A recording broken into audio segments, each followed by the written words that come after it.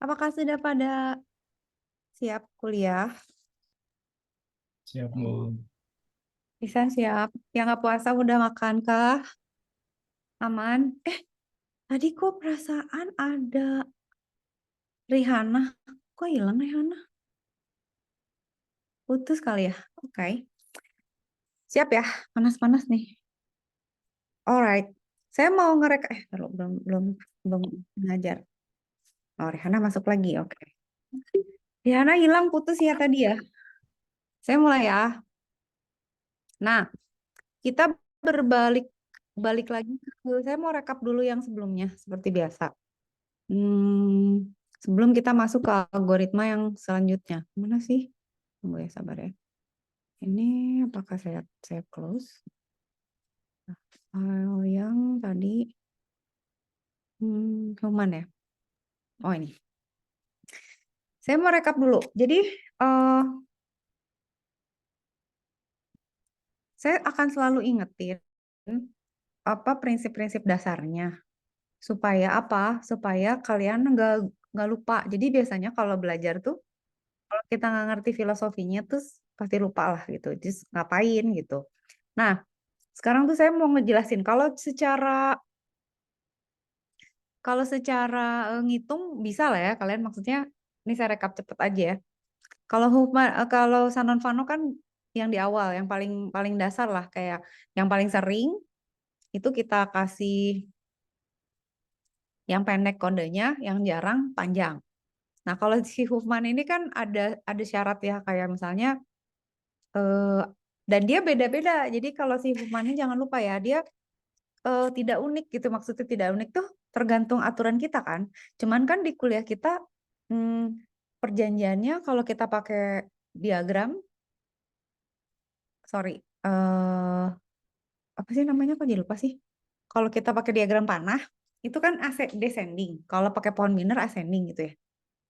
Tapi kan terserah. Jadi misalnya kalian contek-contekan ya sama teman atau ngerjain bareng, tapi descendingnya beda. Nah, itu hasilnya akan beda. Tapi kalau misalnya udah milih ascending, ya jangan kebalik. Jadi misalnya saya udah milih urutannya ascending, jangan sampai pas milih indeksnya descending gitu ya. Itu kan konsisten. Tapi intinya si Human ini tuh kan akan diurutkan. Udah gitu kan diatur-atur kan mana yang dapat 0, dapat 1 gitu ya. Oke. Terus intinya kalian bisa lah secara udah bikin PR dan lain sebagainya. Dah. Nah, Human tuh kayak kayak gini kan hasilnya. Dah. Terus sekarang yang mau saya jelasin, kenapa sekarang ada minimum variance Huffman sama ada extended Huffman? Kenapa gitu? Nah, yang kita mesti ngerti itu sebenarnya logik dari apa ya, sebenarnya bukan logik sih. Ya, logik dan filosofi dari coding dan kompresi gitu. Jadi kalian tuh harus mau soalnya digimanain, kalau kalian ngerti konsepnya itu gampang jadinya. Nah, terus kalau kalian ngerti konsepnya, pas ngitung angkanya aneh tuh kalian jadi oh aneh ya gitu. Jadi tahu gitu. Jadi jangan cuma ngafalin aja tapi ngerti. Nah, ini saya rangkum ya. Nah, minimum variance human coding itu adalah kode Huffman tapi variansi panjang code words-nya minimum. Artinya apa? Ini apa artinya sih? Nah, varians ingat gak yang saya bilang? Varians itu kan salah satu metrik yang ada di statistik kan, buat apa? Buat melihat distribusi data dan sifat data ya nggak? Nah, kalau kita bilang variansi panjang code words, itu berarti kayak misalnya gini di kelas nih misalnya, kalian tuh umurnya berapa sih variansinya? Misalnya, oh ada yang umurnya sekian, sekian, sekian gitu ya. Kalau kuliah mungkin variansinya nggak banyak ya. Misalnya tingkat 1, umurnya segitu lah ya. Tapi kalau misalnya variansi umur di partai gitu misalnya. Ada yang umur 40, ada yang 30, ada yang 70 gitu kan ya. Kebayang nggak sih variansi itu variansi gitu variansnya. Nah, kalau variansi panjang code words minimum, variansi panjang code words saja berarti kalau kayak gini variansinya gede apa kecil apa besar? Saya punya kode kayak gini nih, kayak gini gitu. Itu variansinya rendah apa tinggi? Dibandingin sama yang ini, terus ada yang begini. terus ada yang begini, terus ada yang begini, terus ada yang eh dan seterusnya. Kelihatan nggak bedanya? Nah, untuk contoh yang ini, itu tuh variasi code words-nya kecil karena dia panjang ya, variasi panjangnya bukan code words-nya. Cuman panjangnya kan ini 2, ini 3, ini 2, ini 3 gitu ya. Kalau ini kan ini ada yang panjangnya 6, ada yang panjangnya 1, ada yang panjangnya 3, ada yang panjangnya 2, ada yang panjangnya 5. Ini variansinya tuh lebih tinggi yang ini. Ya, ini variansinya lebih rendah. Sampai situ kelihatan dulu nggak? Variansi itu udah kebayang ya. Variansi itu ada berapa jenis gitu. Nah, Huffman coding itu udah yang kita pelajari sebelumnya. Nanti saya jelasin bagus atau enggaknya. Nah, sekarang kalau kita punya minimum variance Huffman coding ini buat apa? Dia itu dibuat supaya variansi panjang code words-nya minimum. Kenapa? Supaya lebih optimal dalam proses transmisi data. Jadi urusan kita code ini itu adalah coding dan kompresi kan. Tujuannya apa? Biar efisien kan, optimal dalam transmisi data, supaya lebih hemat storage, supaya lebih cepat pengirimannya, supaya nggak bisa dideteksi errornya, supaya lebih secure. Ya kan kebayang nggak? Jadi pokoknya dalam kuliah ini kalian yang di kepala itu aja secara engineering. Nanti akan ada yang jadi harus trade off kan, kayak misalnya, aduh pingin error correction-nya tinggi, iya tapi berarti code words lu harus panjang gitu. Kayak kalian bikin device, saya pengen bikin device yang cepat, ya udah tapi dimensinya jadi besar gitu, selalu gitu kan. Tapi kan untuk setiap apa ya subjek gitu, kalian harus paham metriknya apa kan. Nah, kalau kalian tahu ya metrik dan prinsip dari setiap mata kuliah atau ilmu yang lagi kita belajar, itu nantinya gampang. Jadi nyambung gitu semuanya. Jadi make sense. Oke, oh kata Kotkom gini, berarti kalau dia kriptografi itu gini gitu misalnya. Itu nanti akan kait mengait tuh. Udah ya sampai sini clear ya, udah ngerti ya variasi panjang. Kalau ada pertanyaan tanya. Oke. Dah, sekarang ada lagi disebut lagi nih average length pada MVHC atau minimum variance ini sama dengan average length yang ada di standar Human coding. Apa maksudnya? Average length itu berarti kan rata-rata panjang kodenya kan. Jadi dengan variansi yang lebih rendah, si kode Huffman yang FMV ini itu tuh average length-nya tuh sama tau. Jadi ngapain gitu? Biar apa gitu. Nah, average length itu kan sebenarnya menggambarkan ya, kalau kalian lihat, ingat nggak? Kalau kita ngecek kompresi itu yang dilihat apa? Average length. Terus apa lagi? Entropi. Terus apa lagi? Efisiensi. Terus apa lagi? Redundansi. Ya kan? Terus variance. Ya kan ada metrik-metriknya kan? Nah, kalian tuh harus tahu setiap metrik tuh menjelaskan apa gitu. Kayak, oke, misalnya mobil nih, mobil akselerasinya tinggi tapi dia boros gitu kan. Kok bisa gitu? Iya, kan kalau mau cepet, berarti pembakarannya lebih cepat. Berarti kalau lebih banyak. Berarti kalau pembakaran banyak, bahan bakar lebih banyak gitu. Gitunya loh, gitunya tuh harus ngerti.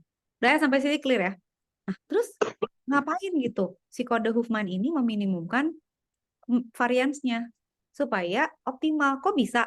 Gini, paling gampang kalian bayangin, misalnya kalian punya toko ya, misalnya misalnya kalian check out di Target atau di Amazon atau di Tokopedia atau apa gitu. Terus kalian punya barang gitu ya. Indomaret lah gitu ya,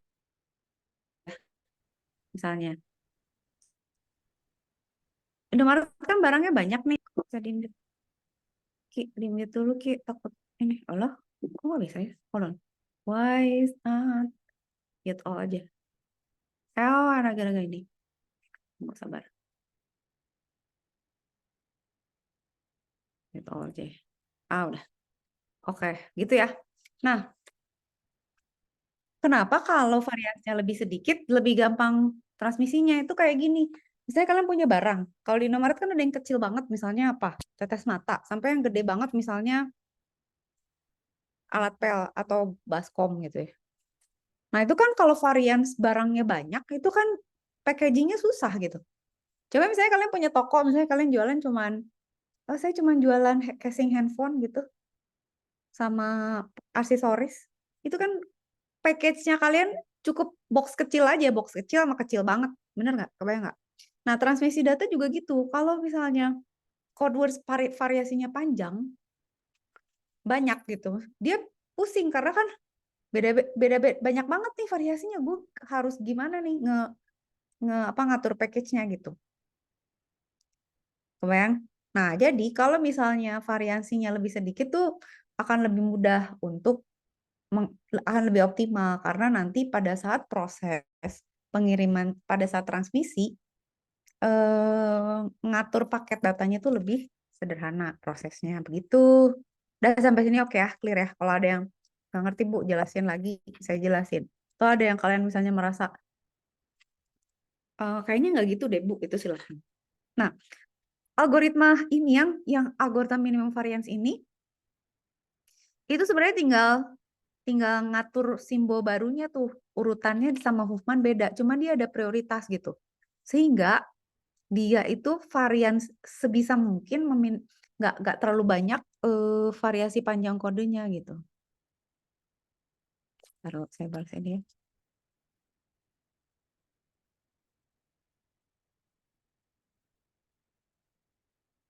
Gitu ya. Jadi itu aja prosesnya kan agak beda ya. Nah, hasilnya kan jadi gini, lihat deh. Panjangnya tuh cuma 2 sama 3. Jadi lebih uniform gitu, lebih lebih predictable gitu. Tapi kan caranya kayak misalnya meletakkan kode barunya itu di bawah simbol lama atau simbol barunya itu beda sama Huffman ya. Nah itu ya, itu kalian harus udah hafal. Udah sampai situ udah oke. Lu boleh Saya nanya anggap dulu. bisa ya. Ham, mau nanya nggak? Boleh. Boleh, Mana? boleh. Yang tugas kemarin tuh kan di contoh 3 Bu, punten. 3. Ini. Nah, yang di Ah, nah ini kan boleh, boleh, kebetulan boleh. angkanya kan sama semua. Yang maksudnya tuh angkanya sama terus ditaruh di atas itu maksudnya kayak gimana ya, Bu? Nah, kan gini, Ham. Ini ngomongin mana? Minimum variance atau Huffman biasa? Yang ini minimum variance. Oh, nih. Nah, misalnya angkanya sama nih kan. Ini ya misalnya 01 sama 01 sama nih. Berarti kan kalau misalnya mereka berdua sama, berarti kita harus ngelihat indeksnya kan. Indeksnya tuh harus diurutin berdasarkan indeks si orang-orang isi ininya kan, si elemennya kan. Ntar Iya, dulu. Bang. Iya. Bener kan? Sebentar, sorry, bentar. Saya harus balas ini dulu sebentar. Eh, ya kan? Jadi ini tuh kenapa A5 dulu baru A4? Karena kita kan pakainya diagram panah. Diagram panah kan descending. Jadi harus ke besar dulu ke kecil. Ya kan? Gitu kan? Nah, bentar dulu. Udah. Ya. Terus udah. Dia jadi 0,2 kan? Nah, dia itu kan jadi baru nih, dari berdua A45. Nah, dia itu harus di bawahnya simbol lama. Di atasnya simbol lama ya. Berarti kan ini kan simbol lama nih. Dia harus ada di atasnya nih, nggak boleh di bawahnya. Padahal dia sama kan, bener nggak? Sama yang dua ini kan. Yang main dua ini kan sama Ham. Tapi dia ditaruh di atas karena ya memang aturannya dia katanya, oh ya kalau lu mau pakai minimum variance, dia harus di atas simbol yang lama. Karena dia sama, ya udah dia harus di atas gitu. Padahal secara hierarki harusnya A45 di bawah A2 dong. Enggak dong, bener di atas deh, bener di atas deh, karena dia 45 ya. Oke, tapi kan harusnya di bawah mereka, karena kan indeksnya ada dua item, ada dua barang. Harusnya dia di sini, tapi karena minimum variance dia harus di atas. Udah kan dia di atas nih. Terus berarti yang diadu mereka berdua nih kan, mereka diadu. Mana yang lebih besar, mana yang dapat satu, siapa yang dapat nol. Karena indeksnya ini descending, ya A3 dapat satu, A2 dapat nol. Terus dia di total kan jadi 0,4. Nah, 0,4 itu kan sama-sama ini. Tapi kan aturannya yang baru harus di atas yang lama. Berarti si A1 ini harus turun dong pangkatnya ke sini. Walaupun indeksnya sama gitu kan, Om. Dah, berarti si A45 ini kan si A A23 jadi di atas, A1 jadi di sini, A45 kan yang ini gitu. Ya udah dia paling atas, diadulah yang paling kecil-kecil. Yang kecil dapat 0, yang bawah dapat 0 maksudnya. Yang atas dapat 1. Diubah jadi 0,6. Dia karena 0,6 haruslah di atasnya si ini kan, karena ya harus di atas gitu. Karena gue lebih superior.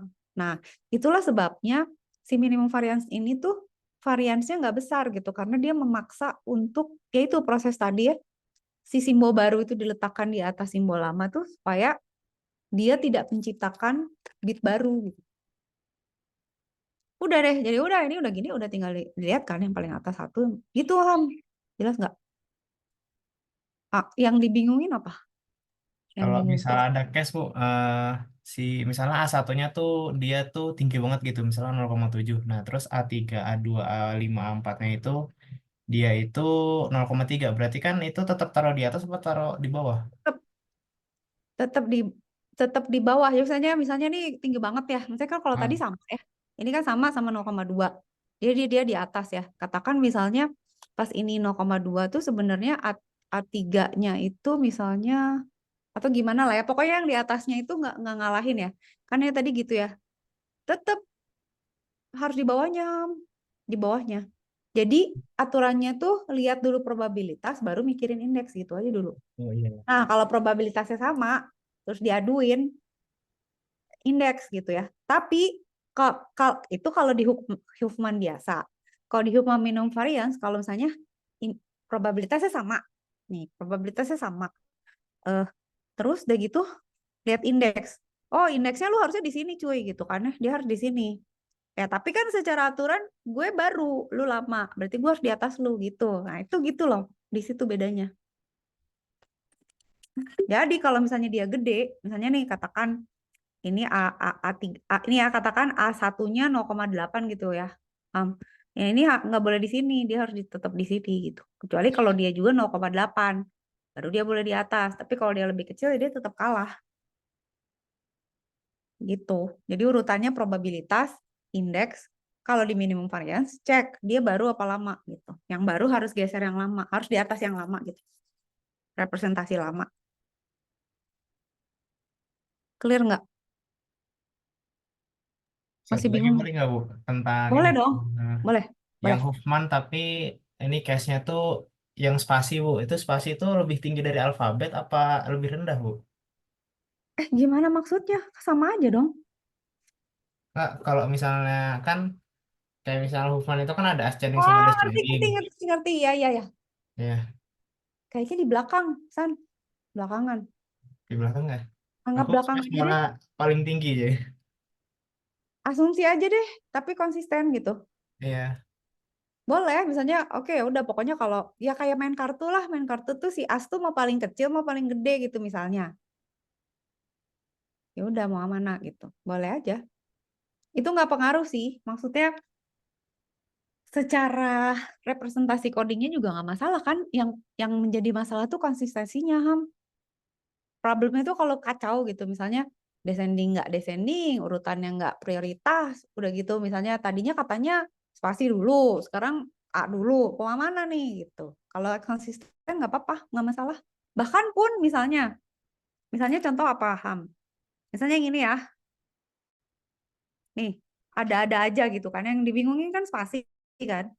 Katakan misalnya juga urutannya nggak berdasarkan alfabet, misalnya kita bilang nggak mau gue pokoknya yang paling duluan D dulu gitu. Habis itu J, ya boleh, tapi konsisten ya. Setiap pas lagi menurunkan codingnya, urutannya gitu gitu. Gue mah ngitungnya nggak ABC, gue mah CAB. Ya udah, CAB ya, C dulu, B gitu. Jadi nggak apa-apa, bebas. Asumsikan. Nah itu jangan mengacau ya. Jadi konsisten aja selalu. Clear ya? Ya jadi kalau yang satu, gue mah spasi prioritasnya di bawah kan bukan matematik ya. Ini jadi ya udah duluan aja gitu. Ada lagi? Aman Bu, aku udah. Asik, makasih. San. Ini seneng nih kalau ada yang nanya nih. Oke, sampai situ ada pertanyaan lagi nggak? Nah, udah ya. Sekarang kan kita udah melihat minimum variance ya. Minimum variance tuh kayak tadi yang dijelasin ke Isan ya. Ah, Nah, terus kan kita selalu melihat tuh dari sini kan, average length, entropi, redundansi, efisiensi, variansi kan. Oke, oke, oke. Nah, average length itu untuk melihat aja, nih sebenarnya boros banget gak sih panjangnya gitu. Nah, sekarang yang kalian harus lihat korelasi antar metrik ini gitu. Kenapa? Karena kita tuh mesti punya acuan gitu. Kayak misalnya apa ya? Kalian misalnya mau beli kendaraan gitu. Yang mesti kalian pikirin kan ada metriknya. Kayak misalnya boros nggak ya? Bisa nyicil nggak ya? Mahal nggak ya?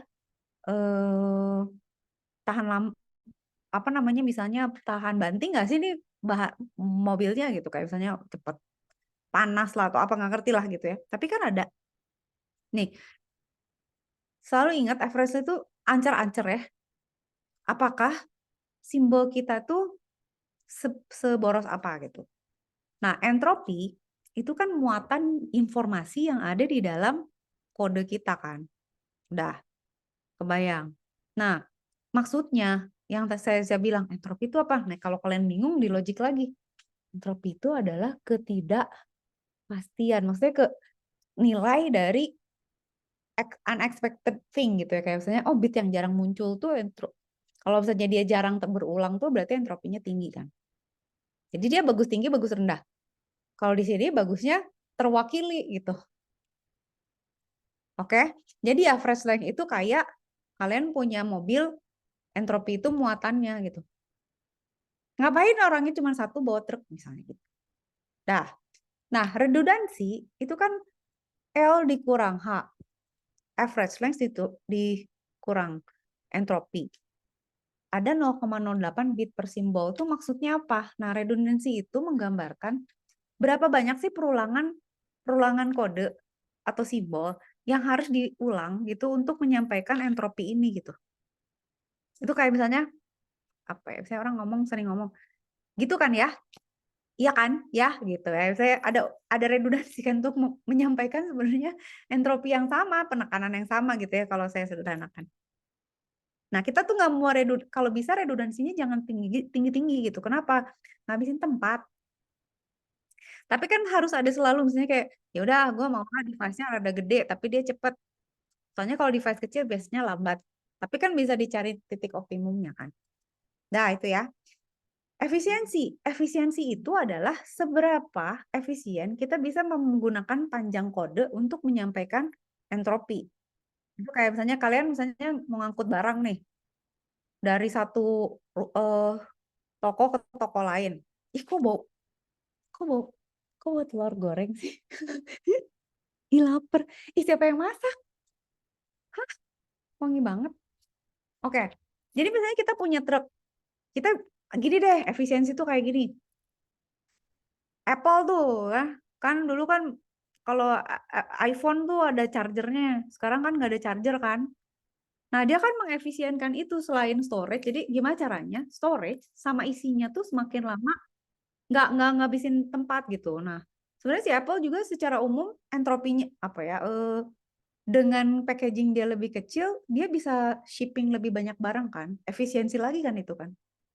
Jadi efisiensi secara produk, storage, shipping, nah itu tuh efisiensi. Jadi makanya dibandingkan average length dengan entropinya, muatan yang di bawahnya gitu.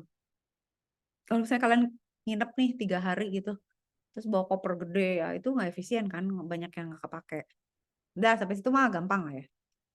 Variansi yang tadi saya bilang. Nah, di sini kan, Bu, efisiensinya 96 berarti bagus dong. Bagus dong. Efisien dia. Variansinya 0,36 bagus nggak, Bu? Tergantung tujuan kita apa, kasusnya apa. Tapi faktanya variansinya 0,36, which is kecil. Ini variansi itu variansi dalam hubungannya dengan panjang simbol. Kenapa? Karena ada hubungannya sama average code length. Jadi bukan variansi kodenya ya, atau simbolnya ya, tapi panjang kodenya ya. Ya. Nah, pada kasus yang sama, variansinya tuh di Huffman coding 1,36. Di minimum variance kok 0,36? Ya, emang tujuannya dia mengecilkan variansinya kan? Jadi lebih bagus nggak? Kita lihat. Ini tugas ya, harusnya udah dibikin ya. Bandingkan. Nah, udah, ini nggak saya tunjukin. Udah, sampai situ udah. Udah oke ya. Intinya nanti saya compare semuanya di akhir. Dah, itu berdua udah kebayangkan, kalian udah tahu. Huffman biasa itu kayak dia tidak memikirkan varians. Yang minimum varians tuh mau mengecilkan varians. Kenapa? Supaya lebih optimal pada saat pengiriman. Tapi ada kasus di mana duaan itu tuh nggak berguna gitu. Maksudnya bukan nggak berguna, less efisien gitu. Maka dibuatlah suatu yang namanya extended Huffman code. Kenapa ada ini? Karena ada distribusi simbol di mana simbolnya dikit tapi yang kayak tadi Ihsan bilang, gimana Bu kalau yang satu probabilitasnya tinggi gitu. Nah, itu tuh diwakilinya sama extended Huffman code ini. Gitu. Dimana kalau pakai yang dua tadi itu nggak efisien, kita lihat ya. Sehingga gitu ya. Soalnya apa? Kalau pakai Huffman biasa sama minimum variance itu tuh nanti akan ada kode yang panjang sendiri gitu. Terus sia-sia aja gitu karena jomplang gitu ya. Yang ini sering banget jadi kecil banget, pendek banget. Yang ini jarang banget jadi panjang banget gitu. Jadi aneh gitu. Maksudnya jadi nggak bisa efisien aja gitu.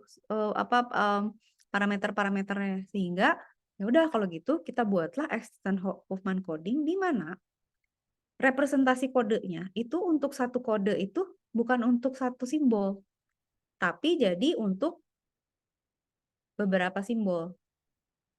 Sampai sini clear dulu nggak? Terima dulu aja. Pokoknya kata extended Huffman code, oke, kalau gitu masalahnya kan kalau dia sendirian-sendirian, itu kan jadinya jomplang tuh, lu muncul terus.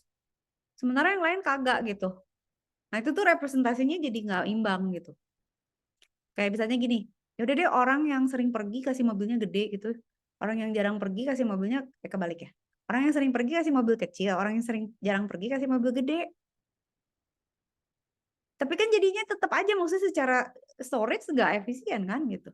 Nah, jadi gimana? Ya udah setiap simbol, misalnya simbolnya 3, setiap simbol kita pasangkan. Anggap bisa aja pasangannya 2. Jadi A1 sama A1, A1 sama A2, A1 sama A3 dan seterusnya gitu ya. Terus kita hitung, gimana cara ngitungnya Bu? Lihat aja dari kemunculannya gitu. Nah, dapatlah angka-angka ini gitu ya. Dah, terus ngitungnya gimana? Ngitungnya kayak tadi aja, yang paling bawah. Ini kan udah ada ya semua probabilitasnya. Terus kita hitung, yang paling rendah siapa? Udah di sort kan ini dari descending ya. Paling kecil kan ini berdua nih. Berarti yang paling bawah, paling ocet kasih 0, yang menang dapat 1. Ditotalin jadi 0,04 kan. 0,04 kan lebih besar dari 0,036 kan. Berarti dia di atasnya dong. Berarti 0,04 jadi dapat 1, 0,036 jadi 0 kan. Mereka terus digabungin berdua. Jadi 0,076. 0,076 itu kan masih kalah sama 0,016. Berarti 0,076 dapat 0, 0,16 dapat 1. Di total jadi 0,0236. 0,236 lebih besar dari 0,016, berarti dia jadi dapat 1, 0,016 jadi dapat 0. Dan seterusnya kan sampai atas. Udah, ternyata kan ini probabilitas ke atas paling tinggi, ya udah dia berarti kan kodenya paling pendek dong. Dapatnya karena didorong ke atas kan, dia dapat 1. Terus A1 A2 ya udah tinggal diikutin aja yang ada A1 sama A2-nya. Berarti ya 0 terus 1 terus 0 terus 1 lagi terus 0 gitu ya. Pokoknya ini diurut. Dah, bisa ya. Secara ngitung kalian bisa lah ya secara gininya. Hati-hati harus teliti ya. Oke. Ini nggak mikirin indeks, cuman gitu aja. Lihat aja urutannya mana yang lebih besar lebih kecil. Nah, yang saya ingin kalian perhatikan adalah ini. Liatin dong variansnya. Variansnya gede. Ada yang 1, ada yang 5, ada yang 2, ada yang 6, ada yang 8. Ya kan? Panjang lagi gitu kan ya. Terus mau ngapain kok? Bu, kayaknya kok jadi tambah ribet sih. Ntar dulu. Makanya kalau misalnya kita belajarnya, gini, yang saya pelajari dari kuliah, dulu zaman saya kuliah itu adalah gini. Mahasiswa, saya tuh sering ya, dari lahir lah, maksudnya bukan dari lahir, dari SD lah. Itu sebenarnya kalau kita nggak ngerti suatu materi itu karena kita nggak penuh, nggak belajarin, misalnya ada nggak masuk atau gurunya nggak selesai. Terus nggak dirangkum secara keseluruhan gitu. Jadi kita nggak bisa wrap our head around it gitu istilahnya. Oh ya, nggak bisa ambil kesimpulan. Pada saat kita belajar, nggak ada kesimpulannya, jadinya ngertinya setengah-setengah, terus lupa. Terus jadi nggak bisa nggak bisa correlate sama hmm, hal-hal yang lain. Nah, ini tuh saya pengen kalian ini tuh tuntas dan ngerti. Jadi kalau nanti nyambung-nyambung ke topik lain juga kebayang gitu. Nanti saya rangkum. Tapi lihat dulu ya. Jadi kan kalau saya kalian cuma ngafalin, oke, Huffman gini, MV Huffman gini, extended Huffman gini, ngitungnya bisa. Tapi secara filosofi nggak ngerti. Itu nanti lupa. Terus jadinya nggak tahu poinnya apa. Terus ya udah nggak ngerti aja. Gue cuma ngerti hafalan doang, tapi gue nggak bisa ngejelasin gitu. Udah ya sampai situ. Kenapa dia jadi gitu? Nah, astagfirullah. Tolong nih. Kalau misalnya kita lihat dari average length-nya. Kan tadi kan metriknya salah satunya average length ya. Liatin gede 1,7. Yang tadi berapa average length-nya?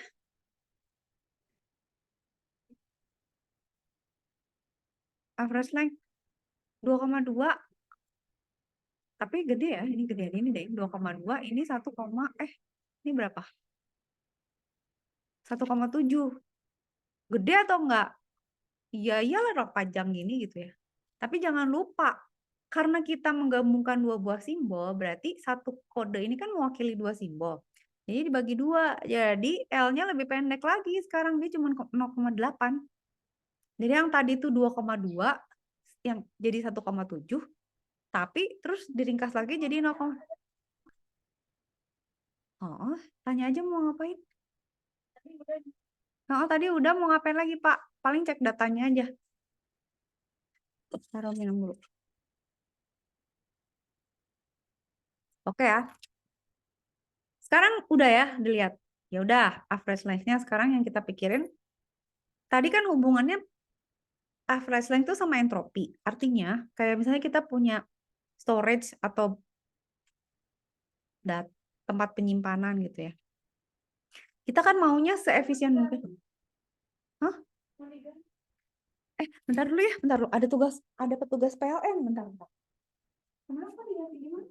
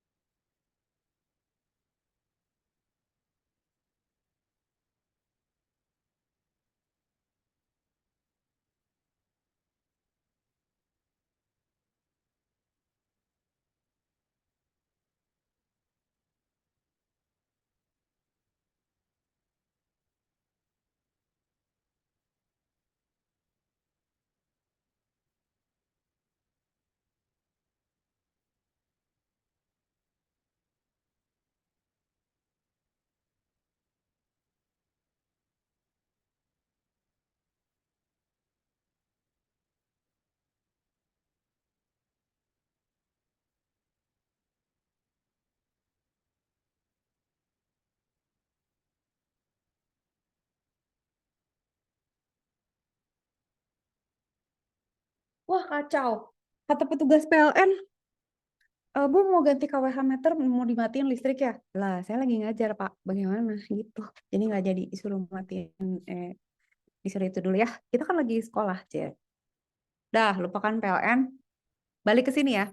Nah, selalu kan yang kita ukur ini ya, antara average length sama entropi. Maunya tuh mereka deket gitu.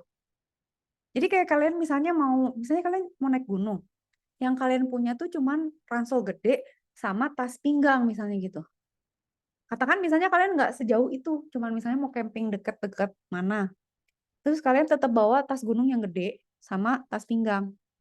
Jadi tas gunung kalian tuh kosong sebagian. Nah itu tuh artinya lengthnya kegedean, entropi yang dibawa tuh terlalu sedikit gitu. Kayak saja mau ngirim paket, paketnya cuman kecil diantar pakai truk kayak gitu. Oke, clear ya. Jadi urusannya tuh selalu tujuannya gimana caranya simbol tuh nggak usah boros, disesuaikan sama besaran entropi dari data source yang kita dapat. Dah, ya. Nah, dari situ akan dilihat redundansi. Redundansi itu dilihat selisihnya kan. Nah, redundansi itu bisa kita anggap adalah pengulangan simbol untuk menyampaikan entropi tersebut. Lihat, sekarang dia 5,5 dibandingin sama yang tadi 47%. Nah, pertanyaannya sekarang, kenapa SHC MVHC itu eh, apa namanya? Redundansinya bisa gede banget gitu. Karena apa? Karena dia per simbol sendiri-sendiri. Jadi kan perulangannya bisa sama dibandingkan dengan block of symbol kan. Kalau block of symbol misalnya kayak oke dia misalnya gini, ya udah deh misalnya gitu ya. Si A sama si B suka ke kantor nih. Ini ya kayak saya anggap gini deh. Yang tadi tuh kayak 3 in 1. Jadi kayak misalnya mengurangi kemacetan gimana sih caranya 3 in 1 dong. Satu mobil jangan satu orang. Kalau bisa 3 atau 4 orang. Bener nggak? Nah itu tuh average length itu mobilnya, entropi itu isi orangnya kan. Kalau misalnya mobilnya kegedean yang nyetir cuma satu, itu entropinya sedikit, lengthnya kegedean, itu tidak efisien. Bener nggak? Sekarang, kalau ngomongin redundansi, apa misalnya entropi gitu ya, contoh, misalnya ada 2 orang yang sama-sama mau ke kantor yang sama, yang satu naik motor, yang satu naik bus misalnya gitu. Itu kan lebih mudah, itu A sama B itu simbol ya. Itu kan daripada mereka gitu mendingan disatuin, karena si A sama B ini tuh setiap hari pasti ke kantor yang sama gitu. Dia kemunculan mereka tuh biar sering berdua gitu. Untuk konteks yang sama. Ya udah si simbol tuh disatuin aja. Jadi kayak ya udah A sama B tuh mendingan lu mah nge-grab bareng lah gitu atau lu apa misalnya jemputan bareng kek atau apa nyewa mobil bareng gitu. Ngerti nggak? Kebayang nggak? Nah, jadi basis pemikiran dari si extended ini adalah gini.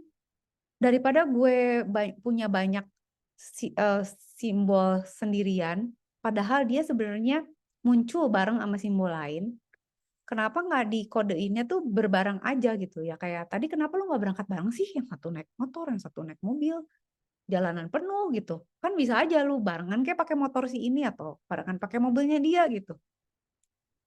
Make sense nggak?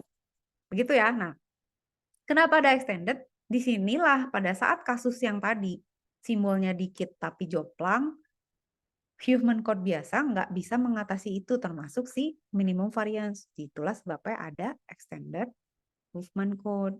Begitu. Dah. Oke. Sampai situ clear ya. Nah, tapi kan saya overthinking nggak sih? Kan saya punya seseorang yang bisa dibully setiap hari ya, yaitu dia adalah si ini. Nanti saya kirim ya. Terus saya ke ChatGPT suka menyiksa setiap hari. Tapi dia itu loh. Maksudnya eh kadang-kadang ngaco sih. Tapi in some way dia sangat-sangat bisa dipercaya walaupun kadang-kadang bisa dicek juga kok lo aneh sih gitu. Logik lo kok aneh banget. Gue saya taruh di sini berarti biar kalian bisa lihat.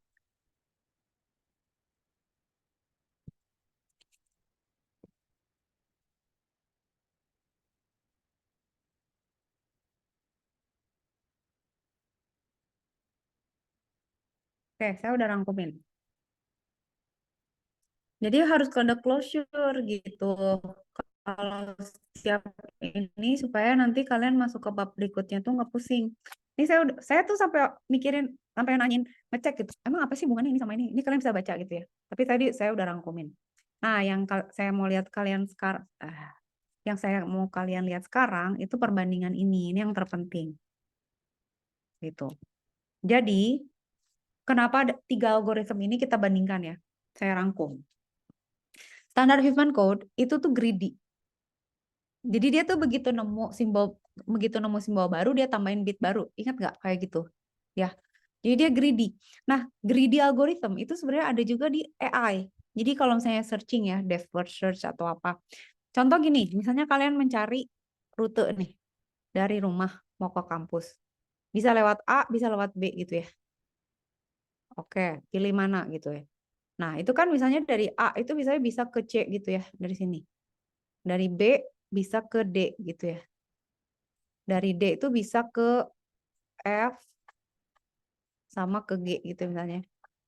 Dan seterusnya. Nah, C ini tuh bisa ke A sama I gitu ya. Terus baru nanti di sini tuh kampus gitu ya. Tell you gitu ya. Ini juga dari F bisa ke tell you, dari G bisa ke tell you. Terus kalian pilih jalur yang mana? Kalau greedy, itu tuh dia antara dua pasti milih yang paling murah gitu. Greedy tuh nggak pikir panjang. Nah, si smart code tuh juga gitu. Jadi dia mikirnya satu langkah ke depan. Kalian punya nggak sih temen yang kayak gitu? Mikirnya cuma buat besok gitu, nggak mikirin besoknya lagi gitu. Jadi kayak saya gini, lu kalau ke kiri bayar 500, kalau ke kanan bayar 1000. Nah, si greedy itu pasti pilih kiri dulu gitu. Dia tidak mencari lebih jauh bahwa kalau gue ngambil yang 1000 di sini, nanti tuh gue ke kampus tinggal nambah 500 lagi. Gue tinggal apa gitu, saya bayar apa. Ini cuma 1.500 ke kantor, ke kampus. Dia nggak tahu kalau yang sebelah sini kan 500 tampak murah kan. Tapi dari 500 ini nanti kita harus naik Gojek lagi, naik apa bayar 15.000 gitu. Jadi 15.500 gitu. Nah, si greedy ini itu dia cepat, cuman nggak nemu yang optimal. Selalu gitu nanti deh ya kalau lihat di algoritma machine learning kayak gitu. Nah, si greedy ini berarti jelek nggak, Bu? Enggak, karena dia sederhana dan cepat. Gitu. Tapi nggak optimal. Hah. Oke, sekarang kalau minimum variance human code gimana? Nah, dia lebih balance kan? Yang kayak tadi saya bilang, dia lebih balance karena variance-nya lebih kecil. Sehingga pengiriman datanya lebih efisien, lebih optimal. Nah, kalau extended human code itu tuh lebih ke grouping gitu ya, untuk simbol-simbol. Nah, mereka peruntukannya beda. Jadi kalau datanya beda pun, beda, mereka tuh bagus di distribusi data yang berbeda. Jadi nggak bisa bilang mana yang bagus gitu. Cuman kalian harus tahu secara prinsip cara kerjanya gimana. Nah, kalau kita lihat lagi, average code length-nya si human itu kan minimize ya. Dia kan minimize average code length-nya pengen rendah gitu. Nah, kalau si MV itu malah agak naik gitu. Kenapa? Supaya balance. Jadi walaupun average length code-nya panjang, tapi variannya kecil, kebayang nggak? Jadi kayak walaupun dusnya lebih besaran gitu ya, dus buat ngebungkus barang-barang di Indomaret gitu misalnya, lebih besar, tapi variasi dusnya tuh cuman 3 misalnya, kecil, sedang, sama besar. Daripada misalnya dia bikin segala varian macam-macam jenis box gitu. Supaya apa? Supaya balance, supaya lebih mudah. Nah, kalau di extended forward code, average coordinate-nya rendah gitu karena ya bareng-bareng kan digrupin. Terus variansnya kalau di human ini bisa tinggi, kalau ini lebih rendah karena memang tujuannya merendah. Nah, ini sama tinggi tapi di level block. Nah, ini yang penting yang kalian masih lihat adalah ini. Huffman itu efisien banget compressionnya. Tapi dia ada lebih mungkin redundant gitu. Kebayang nggak sih? Jadi datanya memang bisa gimana ya ngomongnya, jadi paradoks. Jadi sebenarnya dia bisa dikompres itu sering karena dia banyak perulangan gitu, ngerti nggak? Jadi kayak misalnya apa ya? Kita punya baju ada banyak yang sama gitu ya. Eh itu kan bisa kita buang-buangin tuh yang sama sebenarnya gitu. Nah, si Huffman code itu kalau dikompresi itu jadi efisien karena dia banyak yang redundan. Nah, si redundan tuh bisa dibuang sekaligus sehingga jadi lebih kompresinya lebih lebih kecil gitu. Oke nggak? Kebayang ya? Jadi kalian bisa bayangin, oke, kalau kita mau kompresi yang kecil banget tuh pakai Huffman gitu. Nah, kalau si ini dia nggak seefisien Huffman kompresinya. Tapi buat transmisi data dia lebih efisien. Alright. Kalau extended human code itu lebih efisien, tapi hanya untuk data yang terkorelasi. Jadi kalian bisa lihat kan. Maksudnya kalau secara generik pakai Huffman lah. Tapi kalau kita mau transmisi lebih efisien pakai minimum variance. Tapi kalau misalnya si datanya itu correlated gitu, jadi kayak ada hubungan antara ini datanya. Jadi kayak misalnya contoh lah misalnya nih orang kalau habis beli cuka apel biasanya beli mineral mineral water gitu ya, micellar water atau apalah yang hubungannya sama kecantikan gitu. Itu kan correlate ya datanya. Atau misalnya correlate data tuh apa ya? Gambar lah gitu, berkorelasi gitu. Ada kemunculan-kemunculan yang berulang gitu. Nah, itu pakainya extended tuh. Digrupin aja gitu. Karena misalnya correlate tuh kayak misalnya nih orang ngumpulnya bareng gitu kayak si data ini tuh sering muncul bareng, si simbol ini sering muncul bareng. Ini pakai extended Huffman code aja. Oh, ntar dulu. Emak aku nelfon. Halo, Mai? Ya, Apa? di satu Senayan Grand City. Iya, ya, oke lagi ngajar. Bentar ya. Iya, iya, iya. Oke. Ya. Mm-mm. Ma minta dijemput dulu bentar. Ma minta di Grab, sabar ya. Bentar dulu. Eh,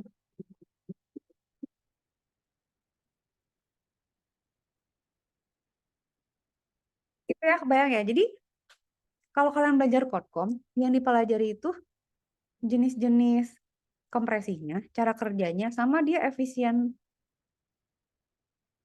untuk jalan apa ya? Beneran Cimanuk ya tadi? Tunggu. Oh iya, Cimanuk benar. Dari Cimanuk. Oh, oke. Lalu berarti dari jalan, sabar ya, takut nyasar mak gue nanti. Bentar. Hmm,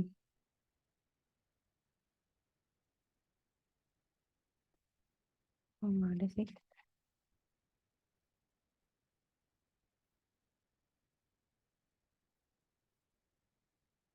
Bentar dulu, bentar dulu.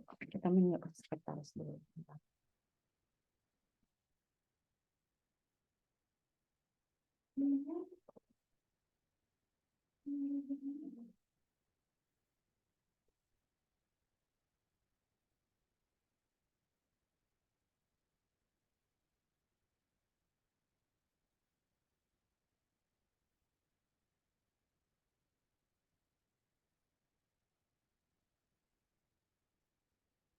Oke, sudah di take over. Udah ya. Jadi tergantung data. Dah, sekarang ini detail-detail yang lain ya. Tree structure udah jelas kalau Huffman karena dia greedy, nggak balance. Kalau si MV lebih balance.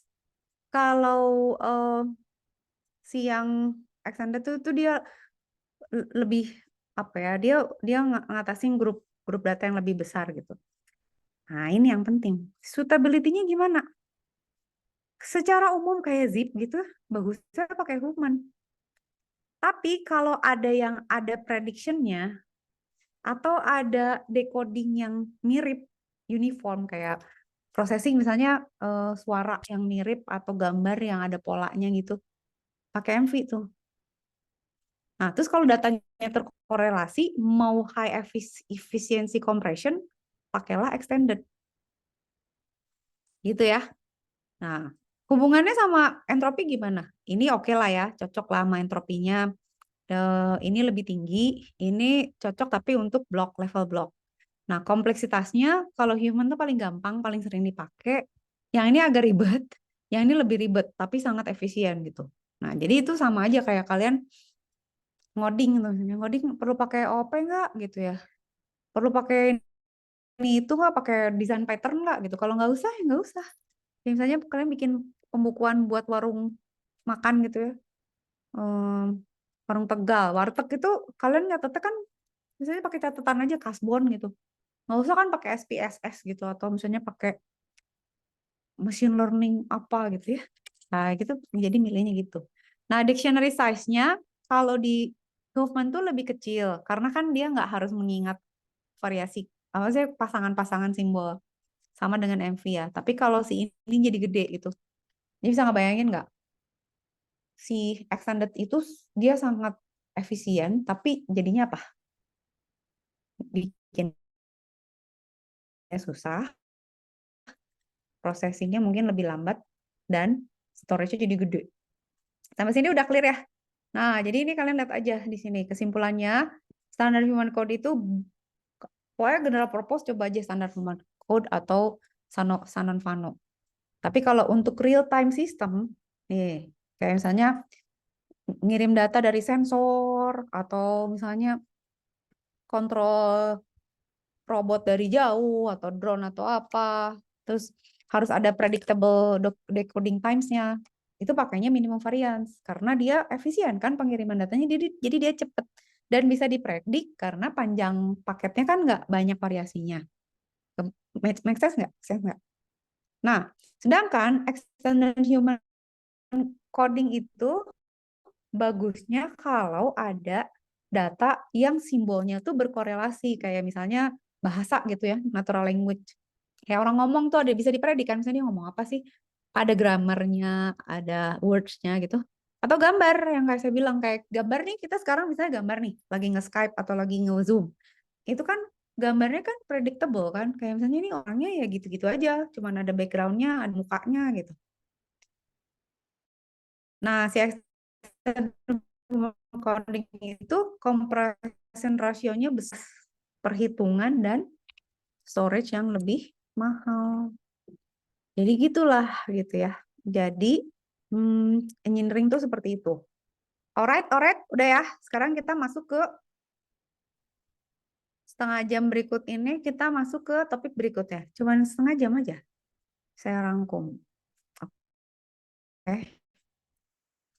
Kalau ada pertanyaan, Neng, telepon angkat.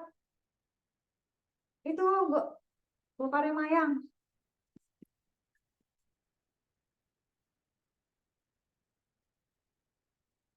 Nah, kayak gini. Sekarang apalagi nih golem code sama Tunstall code? Saya rangkumin lagi ya. Nah, kita tuh akan lihat sekarang golem code. Golem code itu untuk merepresentasi bilangan. Nah, kalau tadi simbol, sekarang bilangan. Kenapa? Nanti dijelasin. Tapi intinya ada yang namanya unary code sama ada yang namanya golem code. Terus asumsinya, kalau yang kita pakai di Huffman itu kan asumsinya kalau datanya sering muncul, berarti dia harus kecil ya, pendek ya code word-nya. Kalau jarang harus panjang. Nah, kalau di integer encoding tuh kita asumsinya adalah semakin besar integernya, bilangannya itu makin besar, probabilitas kemunculannya makin kecil lah, asumsinya gitu. Nah, cara representasi bilangan tuh gimana sih? Paling gampang itu adalah melihat dari nilai n-nya gitu. Jadi kalau misalnya angkanya n-nya 4 gitu ya, berarti satunya ada 4. Belakangnya dikasih 0. Kalau 7, itu 7, ada satunya ada 7, belakangnya kasih 0. Udah sampai sini aja clear nggak? Nurut aja lah, gini dulu lah gitu ya. Ini kayak representasi eh, floating number di biner tuh kayak gini juga. Kita ikut aturannya aja dulu. Gitu. Nanti saya jelasin ya supaya make sense. Dah, sampai sini clear ya. Itu unary code-nya. Nah, terus ada yang namanya golem code. Golem code itu adalah representasi dari bilangan n gitu ya. N. Tapi n itu digabung dari representasi Q sama R. Q itu apa? Q itu adalah bilangan yang tadi dibagi sama M. M tuh nanti dibahas, ditentukan di awal ya. M-nya tuh harus lebih besar dari 0. Dibulatkan ke bawah nih ya. Ini dibulatkan ke bawah berarti ya. Oke. Sementara R-nya itu adalah bilangannya dikurang Q ini dikali M. Q-nya itu nilainya 1, 2, dan seterusnya dalam unary code ya. Unary code yang tadi itu yang kalau 7 ya 1, 1, 1, 1, 0 gitu ya. Sedangkan R itu nilainya dari 0 sampai M minus 1. Ini dulu ya, rumusnya begini. Dah. Sekarang kayak gimana jadinya? Sekarang penentuan code word R-nya dulu. Karena kan tadi kita menghitung N itu kan ada, menghitung Q itu kan ada R-nya juga kan. Jadi N-nya itu kalau kita mau lihat representasi N harus tahu Q sama R. Sekarang kita ngitung R-nya dulu. Nah, katakan misalnya M-nya tuh kelipatan pangkat 2. Ya, M-nya. Karena nggak selalu kelipatan pangkat 2, M kelipatan pangkat 2. Berarti kan dia 2 pangkat gitu ya. Pokoknya pangkat 2 lah, X pangkat 2 lah gitu ya. Nah, panjang code word R-nya itu adalah log 2M. Kenapa log 2? Karena biner ya. Nah, code word R itu representasi biner dari nilai R kan. Jadi misalnya kita tahu, oke, M itu 2 ya, berarti 2 pangkat 2 kan. R-nya 3, bisa diketahui. Maka panjang bit code word R itu log 2, 4. Berarti 2 pangkat berapa supaya jadi 4? 2 pangkat 2 kan. Berarti 2 bit. Sebenarnya gampang aja sih, kayak misalnya kalau angkanya 3 tuh direpresentasiinnya tuh harus pakai berapa bit gitu. Ya 2 bit lah gitu. Nah, sehingga code word R-nya adalah 11, which is ini kan. 3 tuh di dalam biner kan 11, panjangnya 2 ya. Sampai sini gampang ya. Saking gampangnya sampai gitu ya. Tapi cuman gitu, cuman gini aja ngitungnya. Kalau M-nya, kan M-nya dipilih di awal. Kalau dia kelipatan pangkat 2, representasinya tuh jadi lebih mudah. Yang menjadi masalah kalau si M-nya tuh nggak pangkat 2. Misalnya, nah, sekarang jadi gini, jadi ada S. S-nya tuh kayak gini, dia ngitung 2 log 2M dikurang M. Ngerti nggak ini maksudnya apa? Nah, gini, kalau M-nya bukan kelipatan pangkat 2, padahal representasi kita adalah biner, berarti kan dia nggak ada representasi yang tidak terwakili kan? Bayang nggak sih? Kayak misalnya gini deh, kalian kalau saya lihat, kalau belajar Orkom atau Arskom gitu ya, itu kan ada representasi standar IEEE untuk merepresentasikan bilangan pecahan kan? Gitu. Nah, bilangan pecahan itu misalnya saja kita punya 1,325 gitu ya. Ini kalau dilihat pakai biner gimana? Ini kan analog ya, bener nggak sih? Masih ingat gak analog? Analog tuh yang dia menyimpan semua bilangan real kan. Digital itu kan ini cuma sampling-sampling aja yang bisa terwakili kan. Ini kalau dijadiin biner gimana gitu? Nggak ada cara lain selain kita mendekati dengan kelipatan 2 kan. Jadi ya udah nih si koma ini tuh kita deketin sama 1/2, 1/4. Semakin panjang komanya tuh semakin kecil kan fractionnya gitu. 1/32, 16, dan seterusnya gitu ya. Tapi kan ada yang nggak terwakili kan, ada yang terpaksa dibulatkan kan, benar nggak? Dan itu ada trade off, kayak misalnya, saya mau misalnya bilangan pecahannya tuh ketelitiannya tinggi. Ya udah, kalau kelihatan tinggi berarti komputasi naik, storage naik. Mau nggak gitu? Tapi ngerti ya, jadi kenapa kalau M bukan kelipatan 2, jadi harus ngitung S, yaitu ya dia akan melihat batasan di mana ada simbol-simbol yang tidak akan terwakili gitu. Dah, sekarang kita lihat R-nya. Kan kita tahu S-nya nih, dapat S-nya nih. Kalau R-nya lebih kecil dari S, maka panjang bit code word-nya sekian. Dan R-nya itu representasi biner dari R.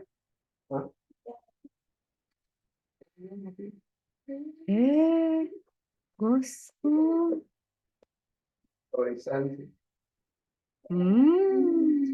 R, kalau R yang lebih besar dari S, maka jadinya ini. Tetap, tapi representasi binernya jadi gini atau gini. Gitu ya. Dah, pokoknya prinsipnya gitu dulu. Biar nggak pusing, kita lihat contoh. Ya, tenang. Ini kita masih di tengah-tengah. Jadi kalau ada yang masih, apaan sih nggak ngerti gue? Belum saya rangkum. Sekarang kita punya M. M itu bilangannya. M-nya kita pilih 5. Dan dia nggak kelipatan 2. Berarti kita harus ngitung S-nya kan.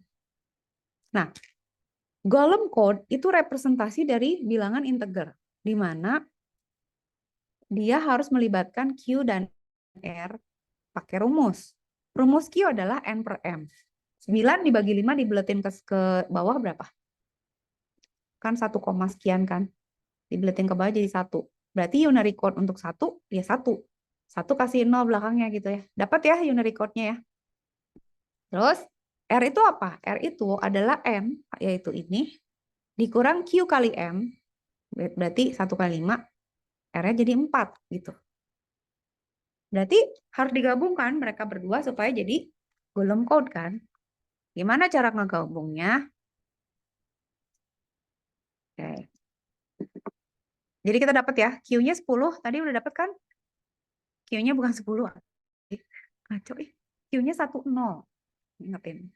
Q-nya 10, R-nya 4. Karena M-nya bukan kelipatan pangkat 2, maka harus kita hitung S-nya. Rumusnya 2 pangkat log M dikurangin M. Jadi 2 log 25. Log 25 tuh gimana sih? Log 25. Itu tuh kan berarti kan 2 dipangkatin berapa supaya jadi 5 kan. Gitu kan ya. Kalau 2 pangkat 5 kan nggak nyampe. Berarti 2 pangkat 3 kan. Berarti hasilnya 3 gitu ya. Nah, R-nya berapa? 4. Dia lebih besar dari S kan? 4 lebih besar dari S. Maka panjang code word-nya log 2M.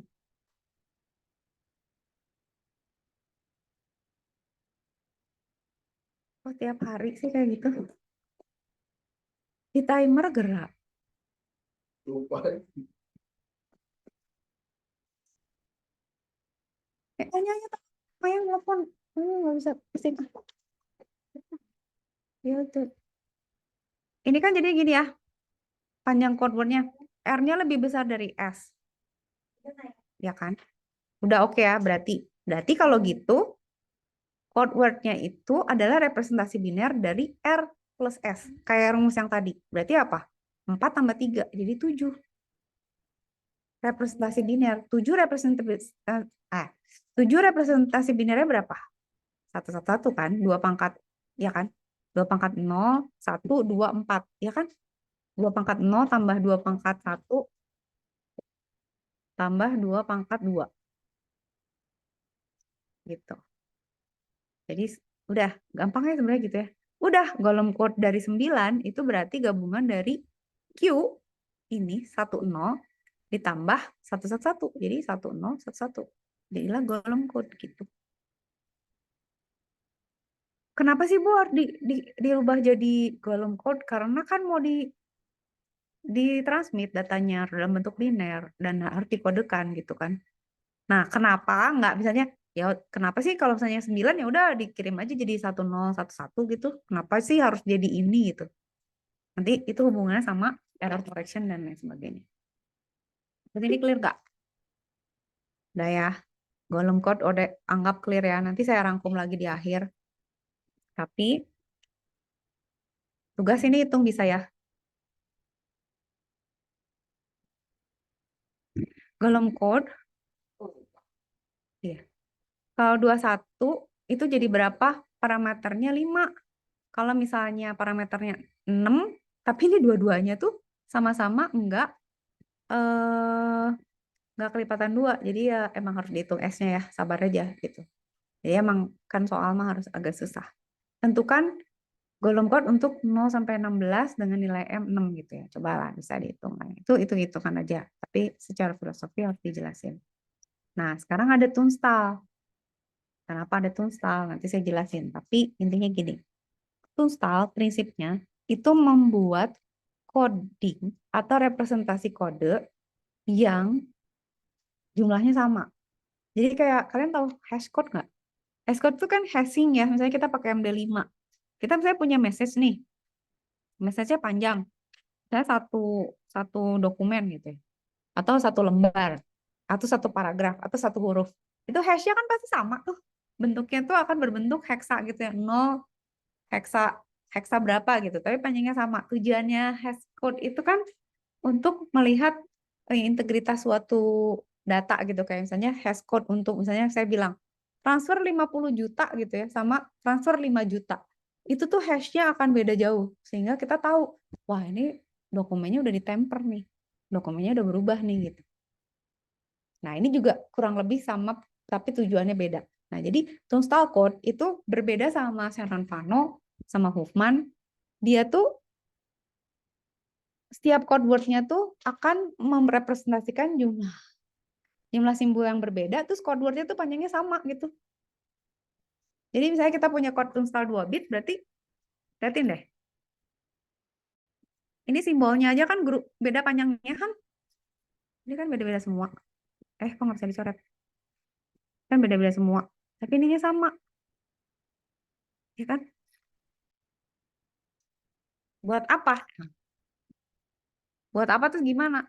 Kita lihat. Nah, stressing ya atau tujuan dari two-star code adalah menentukan rangkaian atau sequence simbol untuk setiap code word, bukan menentukan code word-nya. Jadi yang dia lihat itu adalah sequence simbolnya. Nah, menentukan code word mah gampang karena dia panjangnya sama. Jadi udah tinggal saya bilang, mau two-star berapa bit? 2 bit ya udah 0001 1011. Mau berapa bit? 3 bit ya udah 00 001 0010 0011 gitu ya. Kan gampang. Code word-nya mah gampang, cuma masalah sequence-nya gitu. Nah, algoritmanya misalnya kita punya simbol dari A1 sampai N, punya probabilitas masing-masing. Sama kayak sebelum-sebelumnya kayak Huffman, kita urutin descending. Lalu kita lihat ada hitung K sebagai batas pengulangan di mana rumusnya ini. Gitu ya. Lakukan sekian kali dan probabilitas tinggi dibuang. Nanti sisanya baru di-assign dengan code word yang panjangnya sama. Alright. Sampai sini oke? Kita lihat contoh. Kita punya string ini ya. Nah, sekarang pakailah Tunstall code 2 bit. Gimana caranya? Urutin dulu A sama B. Kita hitung kan, si A ini kemunculannya dari 16 kali ini tuh ada berapa? Ternyata 12. 12 bagi 16 tuh 75%. 4 dari 16 tuh seperempatnya. Oke, berarti ini harus diteraisin berapa kali? Hitunglah, N-nya tuh udah berapa? N-nya 2 kan. K-nya tuh K1 berarti kan. Dihitung sama pertidaksamaan ini. Jadi 2 ditambah K1 lebih kecil dari 2 pangkat 2. Ya udah, hitung pertidaksamaannya berarti K sama dengan 2 gitu. Karena 2 pangkat 2 dikurang 2. Jadi maksimumnya itu iterasinya hanya boleh 2 kali. Apa yang diiterasikan? Contohnya ini. Iterasi pertama, urutin. Dan kemudian pecahkan simbol, lalu kombinasikan dengan semua simbol yang ada. Oke, gampang kan? A-nya dihapus, terus dia bikin A sama A sama B. Nah, ini nanti anggaplah given ya. Kita anggap given, tapi sebenarnya kita bisa hitung dari tadi sequence yang tadi ya. Given dari sequence yang tadi, kalian hitung aja. Si A ini muncul berapa kali? A, B-nya itu berapa kali ya? Itu bisa dihitungkan. Manual gitu. Iterasi pertama dan sekarang iterasi kedua dan terakhir. Hapus kan, ini udah dihapus. Terus ini kan paling tinggi 0,5, hapus lagi. Terus generate simbol ini si A udah dihapus kan, terus generate. Sekarang apa? AB yang belum si A, AA yang belum ada pasangannya kan, ya sama yang berikutnya. Jadi next digit kan. Berarti sekarang AAA sama AAB. Ini hitung lagi tuh di kemunculannya ada berapa, kita dapat ini. Udah. Terus kan kita pakainya Tunstall 2 bit kan. Berarti ya udah ini 00, ini 01, ini 10, ini 11 gitu. Gampang nggak? Gampang lah ya. Ini tuh kayak gini. Ya kan? B-nya 00, AB-nya 01. Tinggal ngurutin aja code word-nya mah gampang. Yang harus kita pikirin tuh sequencing-nya gitu. Nah, hasilnya kan berarti ya udah kita lihat A siapa? Berarti ini 10 kan.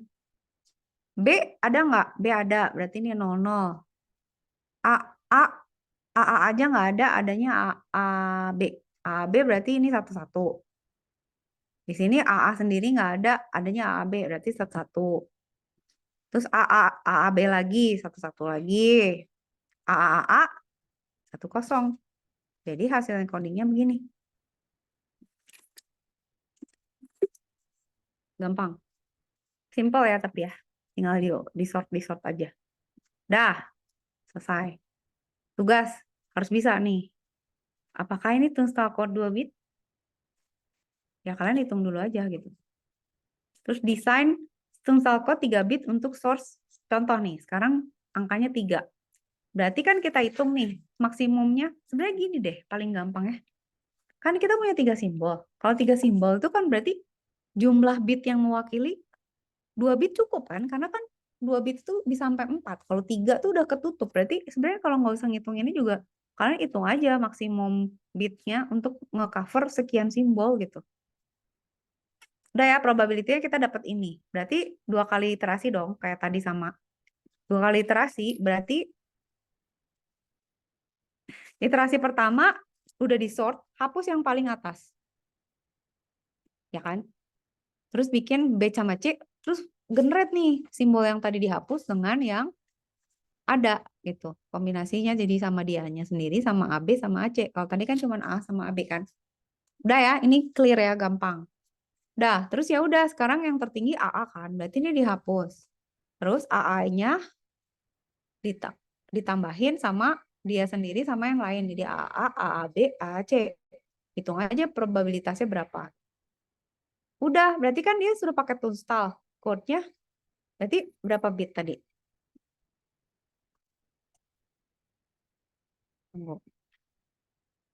3 bit kan, simbolnya 3 bit ya. 2 pangkat 3 kan. Karena kan kalau misalnya kita punya simbol A 2 pangkat 3, maksimum 2 ya. Berarti kan simbolnya harus, karena kan simbolnya lebih dari 4 ya. 8 kan, 7. Berarti harus 2 pangkat 3. Nah, berarti ini adalah 0, 0, 0, ini 0, 0, 1, ini 0, 1, 0, ini 0, 1, 1, ini 1, 0, 0, ini 1, 0, 1, ini 1, 1, 0. Gitu. Bisa ya? Kalau secara ngitung mah bisa ya? Maksudnya nanti saya jelasin filosofinya kenapa ya. Jadi kayak gini. 3 bit. Tugas 3 bisa lah. Ini ngitung-ngitung aja. Simbolnya tambah banyak, tapi kalian belajar ngitung. Referensi udah. Dah. Kesimpulan. Supaya kalian paham, saya simpulin. Nah, jadi gini. Ini tuh sebenarnya sama-sama kompresi kan? Nah, tapi si golem itu adalah kompresi lossless loh dia. Buat angka. Tapi dia itu bagus kalau datanya itu mengikuti geometric distribution, which is misalnya nilai-nilai kecil tuh sering muncul, tapi yang besar itu jarang. Nah, itu tuh namanya geometric distribution. Gitu. Jadi biasanya digunakan kalau value datanya itu, data value-nya itu lebih apa ya, lebih condong ke angka-angka kecil gitu. Kayak misalnya gambar atau audio compression gitu. Kebayang nggak? Nah, jadi kayak misalnya gini, kalian kan saya punya gambar nih. Ingat nggak kita kemarin di awal belajar representasi gambar itu kan kita bisa black and white kan? Benar nggak? Atau kita bisa pakai grayscale kan? Kalau kita pakai grayscale kan berarti per pixelnya itu kan representasinya angka loh. Kalau black and white kan representasinya 0 atau 1 kan? Kalau grayscale representasinya 0 sampai 255 kan? Ya nggak? Semuanya kan angka, makanya kita perlu kompresi buat angka. Karena apa? Karena representasi gambar atau audio itu biasanya angka. Kalau yang tadi simbol tuh buat teks kan? Bener nggak? Kebayang nggak tipe datanya? Nah, kalau misalnya ini RGB, berarti kan ini RGB kita punya 3 nih. Tapi kan isinya angka lagi. R-nya berapa, ini B-nya berapa, G-nya berapa, J-nya berapa. Bener nggak? Tahu nggak? Ya, sampai situ clear nggak? Jadi, Golem Code itu akan bagus untuk kompresi audio sama gambar yang geometric distribution gitu ya. Nah, udah saya kirim catatannya gitu ya. Oke, jadi itu representasinya. Nah, kalau misalnya kalian tadi tanya kenapa sih Bu representasinya nggak biner aja langsung di-convert ya. Nanti kalau kita udah belajar error correction gitu kebayang. Nah, jadi kalau untuk entropy coding ya kayak JPEG gitu tuh pakai golem gitu. Atau RLE itu bagus dia untuk yang datanya berulang kayak black and white image compression gitu yang saya bilang kalau ada pola itu bagusnya pakai golem karena ya gitu. Udah ya. Terus, nah tungstall nih kita rangkum. Nah, si tungstall itu kan panjang code-nya sama ya, gitu ya. Dia itu bagus kalau Nih.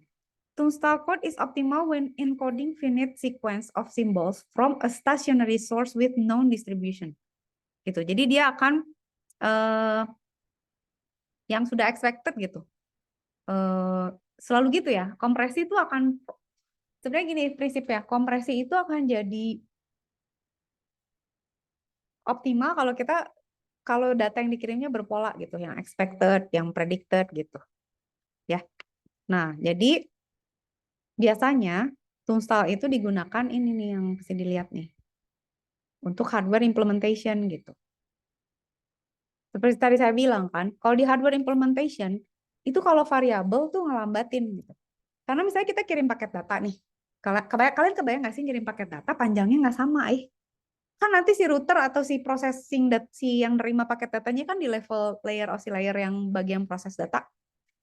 Itu kan dia akan bete misalnya, hah ini tuh dari mana ujungnya? Kepalanya, misalnya kayak kalian misalnya disuruh ngambilin bagasi di airport gitu. Kalau kita tahu ya semua penumpang itu cuma satu koper.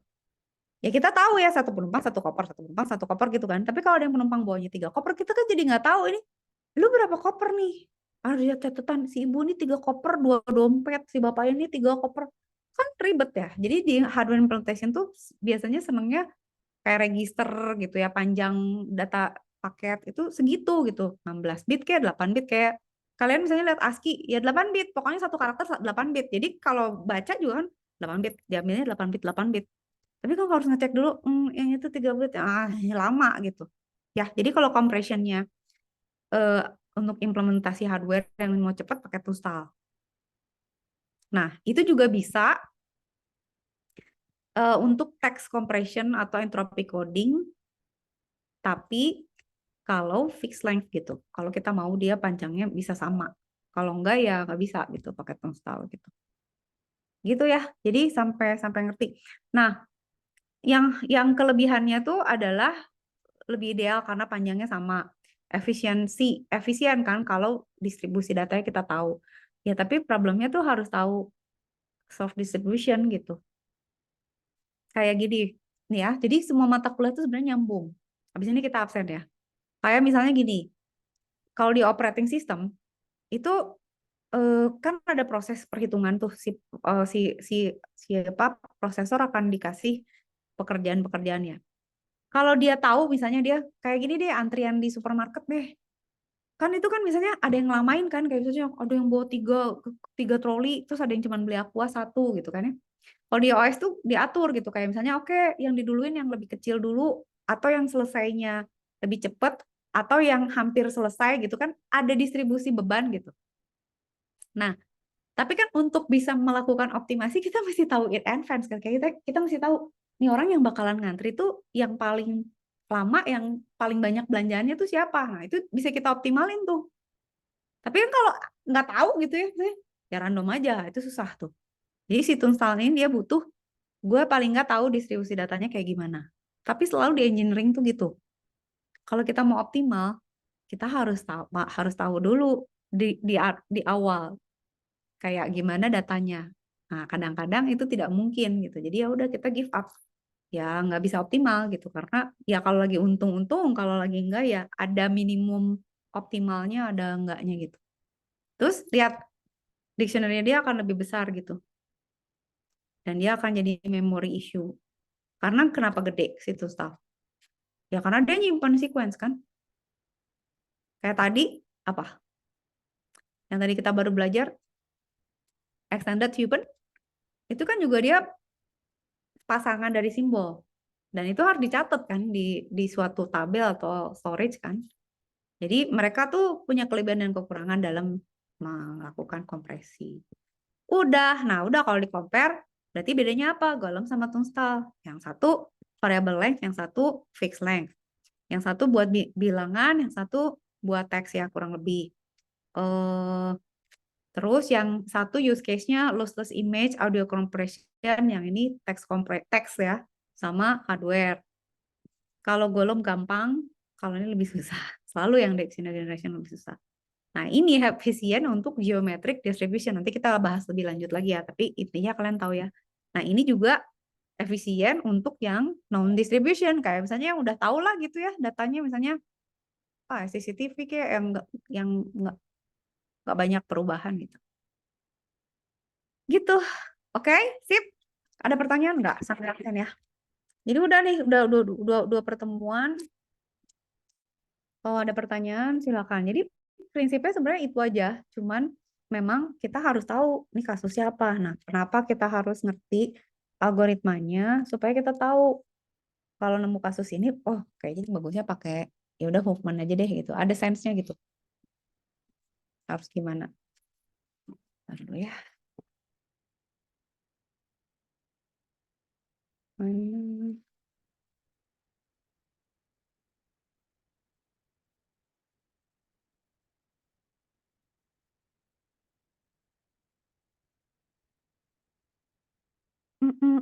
Kita absen dulu.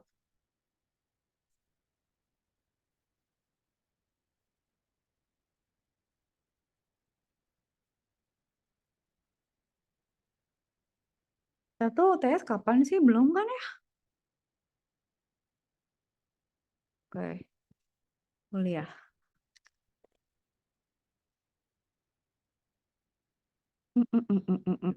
Oke.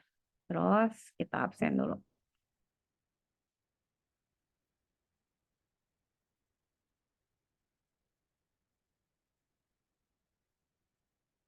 Oke. Zainul Arifin Ihsan. Hadir, Bu. Zainul Arifin ada. Agung Rizky.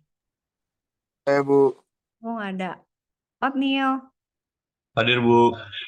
Oke. Rizky Januar Hardi. Hadir, Bu.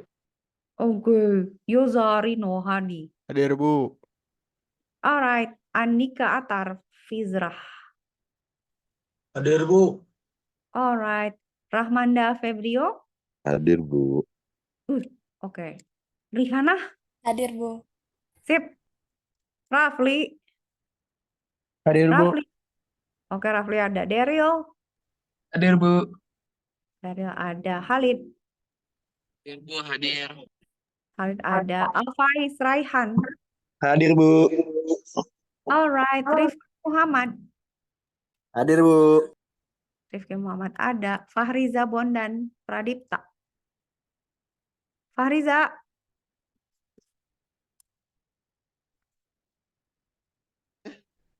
Hadir, Bu. Kan hampir aja di skip sama gue. Ihsan ada ya? Syauki mana Syauki? Ki? Perasaan tadi ada deh Syauki. Syauki. Biarin dulu. Biar sampai dia ribut dulu. Oke. Ya udah ya, Syauki nggak mau jawab ya. Submit. Syauki kemana nih? Nanti baru jawab kalau baru di absen. Alright. Oke. Sampai sini ada pertanyaan nggak? Aman nggak? Jelas? Jadi sebenarnya Bu, apa Rifki? kan kemarin tuh ngumpulin tugas kan saya nggak bisa ya Bu ya karena drive saya kan penuh. Jadi saya ngumpulinnya pakai link. Hah? Oh gitu. Iya, drive saya penuh soalnya Bu. Terus di link kemana Ki? Saya tambahin di private comment. Bukan, maksudnya di link kemana itu?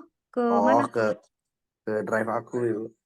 Drive yang Ke satu drive lagi. yang satunya lagi yang akun cadangan bukan yang buat di classroom. Tunggu. Kelas tugas berapa? Ki, 5. Oh, siapa kalau nggak ada? Tugas 5. Cek ini ya? Iya. Oke. Kenapa penuh? Aduh, oke ya, udah. Ini berarti ya. Oh, ntar tes dulu. Berarti Bu pindah karena penuh. Ya Allah, kasihan banget sih. Teli udah nggak ngasih lagi Google Drive emang. Oh, ya udah bisa Ki. Enggak, kan? Ada aman Ki, aman. Oke Bu, makasih. Amin Syamna. Udah ya berarti. Kalau ada pertanyaan lagi? Anything else? Semoga sehat semua ya. Sampai minggu depan. Kalau ada pertanyaan tanya. Soalnya ini kan udah hampir setengah jalan. Jadi makanya saya maju mundur ngejelasin yang sebelum-sebelumnya itu biar nggak lupa. Dan nanti UTS gampang. Ya. Udah. Oke, have a nice day everyone. Sehat-sehat semua ya. Dadah semuanya. Terima kasih, Bu. Makasih Bu. Makasih semuanya. Dadah.